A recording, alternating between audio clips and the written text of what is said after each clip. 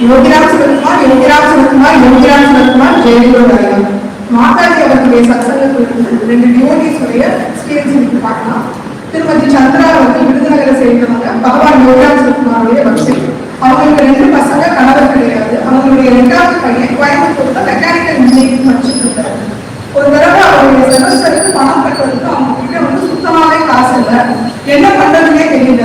அவங்களுடைய அம்மாவும் தம்பியும் தான் அவங்களுக்கு வந்து பணம் கொடுத்து உதவி பண்ணிட்டு இருந்தாங்க. இவங்களுக்கு வந்து யார்கிட்ட போய் கேட்கறதுன்னு கூட தெரியலையா. ரொம்ப மனசு வருத்தப்பட்டு வேதனைப்பட்டு பகவான் எல்லாருக்கும் சொல்லிக்கிட்டே இருந்திருக்காங்க. ரொம்ப மறுபடி போய் பகவான் கிட்ட பிரார்த்தனை பண்ணியிருக்காங்க. அன்னைக்கு கனவுல அவங்களுக்கு வந்து பகவான் ஒரு உயரத்துல இருக்கிறாங்க. அவங்களுக்கு வந்து உண்மையா பார்க்குற மாதிரியே இருக்குது. அவர் கையில ஒரு குச்சி வச்சிருந்தாங்க. ஒரு பணம் கட்ட அப்படி தள்ளி விட்டு நீ எடுத்துக்கோ எடுத்துக்கோ அப்படின்னு சொன்னாங்க. இவங்க உடனே குடிச்சுட்டாங்க. இந்த கனவு வந்து அவங்க அர்த்தம் புரியல. நம்ம வந்து பணம் இல்லை சொன்னா கிட்ட கேட்டுட்டே இருந்தோம். அதனால நமக்கு இப்படி ஒரு கனவு வந்துருக்கலாம் அப்படின்னு நினைச்சிருக்காங்க. அன்னைக்கு காலையிலேயே அவங்களுடைய தங்கச்சி வந்து 50,000 ரூபாய் பணம் எடுத்து அவங்க இதை எடுத்துக்கிறோம் அப்படின்னு சொன்னாங்க. இவங்களுக்கு அப்படியே தூக்கி மாதிரி கொடுத்தாங்க. அவங்களுக்கு கனவுல பகவான் வந்து எந்த வார்த்தை சொன்னாரோ அதை அப்படியே அவங்களுக்கு தங்கச்சி வந்து சொல்லியிருக்காங்க. இவங்க கேட்கவே இல்லை. அவங்களாவே ஒரு 50,000 ரூபாய் பணத்தை கொண்டு கையில கொடுத்து இதை எடுத்துக்கோ அப்படின்னு சொன்னாங்க. அவங்களுக்கு வந்து பகவான் யோகீராஜ் சுரத்குமாரே வந்து உதவி செய்வதா ரொம்பவே சந்தோஷமா இருந்தாங்க. இன்னும் ஒரு டிவோட்டியுடைய எக்ஸ்பீரியன்ஸ். ஞானமணின்னு ஒருத்தங்க பகவானை கொண்டாடக்கூடிய ஒருத்தத்துல ஒருத்தங்க பகவானுடைய நாமத்தை சொல்லிக்கிட்டே இருப்பாங்க. அவங்களுக்கு ஒரு கனவு ராஜபாளையம் மேல பார்த்துருக்கீங்க. இந்த மசோட வேகமா இருக்கும். அது வந்து இவங்க தொடர்ந்து இவங்க பயந்து ஓடி போனாங்க. அதாவது கொஞ்சம் வெளியே ஓடிக்கிட்டே வந்துகிட்டே இருக்கு. இவங்களுக்கு வந்து திருப்பி பார்க்க கூட பயமா இருக்கு. ஓடிக்கிட்டே இருக்காங்க. ரொம்ப தூரம் ஓடிட்டாங்க. அப்ப இவங்களுக்கு என்ன தோணுது, இந்நேரம் நாய் நம்மளுக்கு அடிச்சுட்டு இருக்கேன்.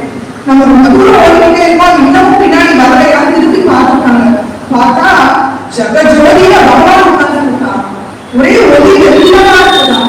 இவங்களுக்கு வந்து ஒரே சந்தோஷம் அப்படியே புல்லரிச்சு போச்சான். பகவான் வந்து கையெழுத்து கொண்டு பிரார்த்தனை பண்ணிருக்காங்க. இந்த குறைஞ்சது எனக்கு பயமா இருக்கிறது.